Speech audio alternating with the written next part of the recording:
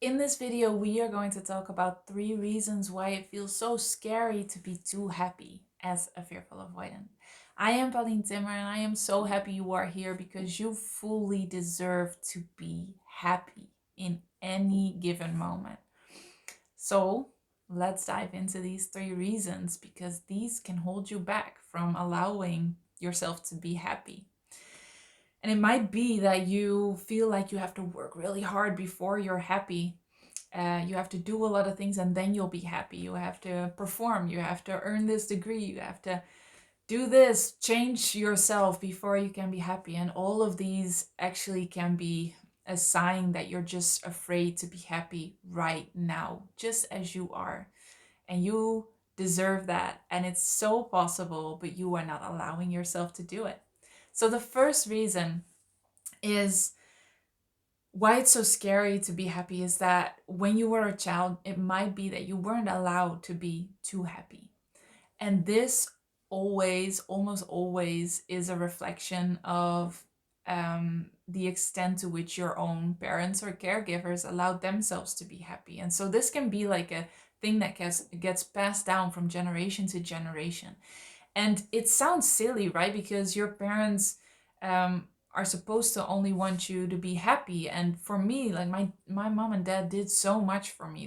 They are actually really good people. Um, and and still a fearful avoidant attachment style can develop.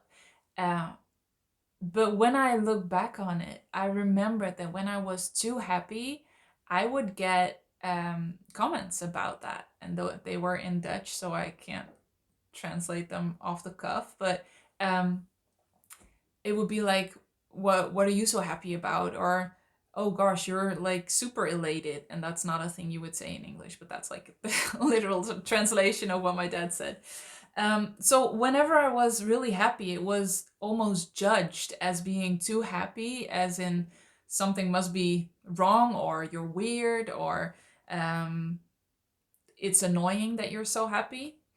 And I wonder if that is actually something that you recognize too from when you were a child, that when you were really happy and like really bubbling with excitement, was that completely allowed? Was that just um, welcomed, and could your parents just allow you to be happy and stay calm? And chances are that that was pretty hard for your parents to do, and they weren't consciously judging you or consciously trying to like dim your light a little bit. But I think for my dad, when I think about it now, it was also that he was just so afraid that I wouldn't be accepted by the big bad world out there, that being too happy or too elated or too enthusiastic was deemed weird. And so when I was really happy, he would try to dim me down so that I would be accepted by other people.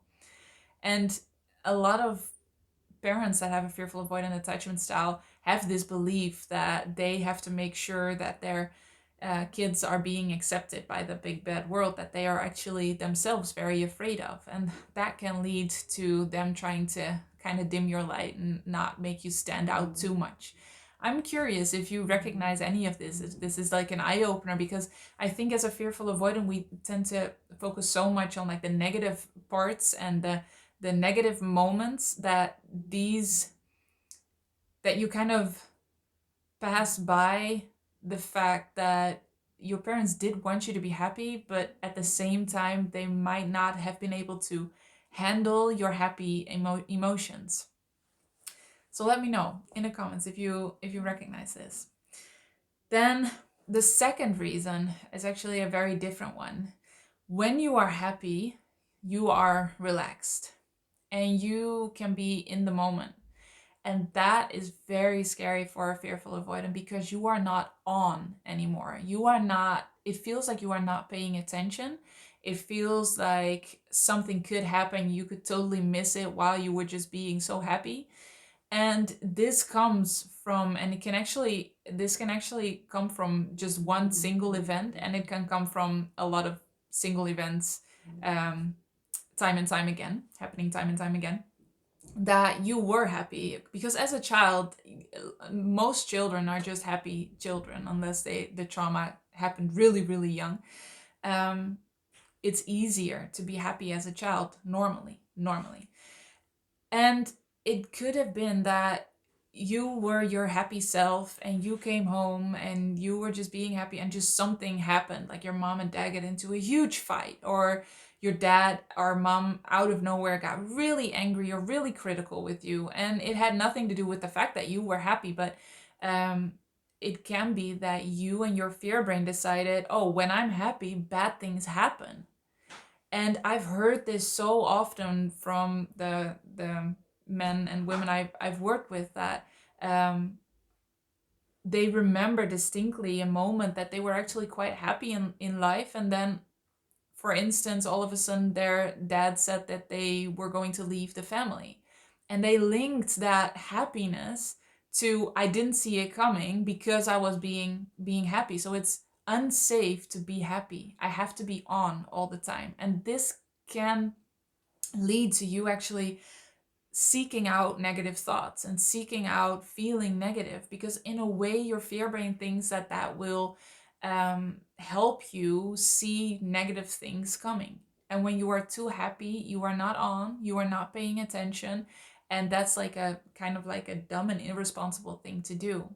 And as long as you have that fear in your system that when you're happy things can just happen that you don't see coming, you won't allow yourself to be happy, and you will keep um, finding goals and finding things to do in order before you allow yourself to be happy. And actually, when you have reached that goal, there will be a new goal and a new goal and a new goal, because being happy just doesn't feel safe in your body. We will go into this in the program I am developing, which will come out in the coming few months. If you want to get to the bottom of this, if you want to just allow yourself to feel good, you can put yourself on the wait list. The link is in the description below. There is a third reason, and that is that when you are too happy, you are afraid that somebody will take that thing that you are happy about away. And that comes from a feeling of not being worthy or deserving of beautiful things in life. And you are. You are so deserving of beautiful things in life. And it's so sad that we tend to live so much of our lives as a fearful avoidant, rejecting beautiful moments, rejecting wonderful things, and rejecting this beautiful feeling of happiness just because you feel like you are not worthy of it, just because you feel like you are not deserving of it. And you are, you really, really are. But maybe you recognize this, or maybe you will notice now that when you are happy about something or even grateful, there was a long period of time where I've heard everybody say, oh, you have to be grateful for things because, more things to be grateful for will come into your life. And I was just so afraid of being grateful because I was afraid that then the thing I would be grateful for would be taken away. And it wasn't a conscious thing. It was just that I felt resistance towards being grateful. Just as you can feel resistance towards being happy about something or just being happy in general. And that mostly means that you are afraid that something will happen that you don't want happening. And this obviously can come back in your relationship too. If you are so afraid of being grateful for your partner or being grateful for the love that you feel, you are so afraid that it will be taken away, that your partner will leave you, or that they will die, and that it's all gone in the blink of an eye, and you didn't see it coming, and the hurt you will feel, you won't be able to handle it. There's so much underneath this. But as long as feeling happy feels unsafe in your body, you will not allow it. And this is what we will really dive deep into in the course, and we will make it feel safe to be happy. And when it feels safe to be happy, you won't sabotage it anymore. You won't push it away. You won't feel the resistance. You will just allow yourself to be happy right now as you are. And I wish that for you so, so, so much.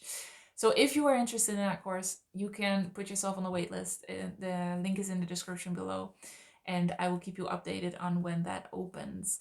And I am so curious if this is like an eye opener to you, if you've ever thought about this before, if you've ever recognized this before.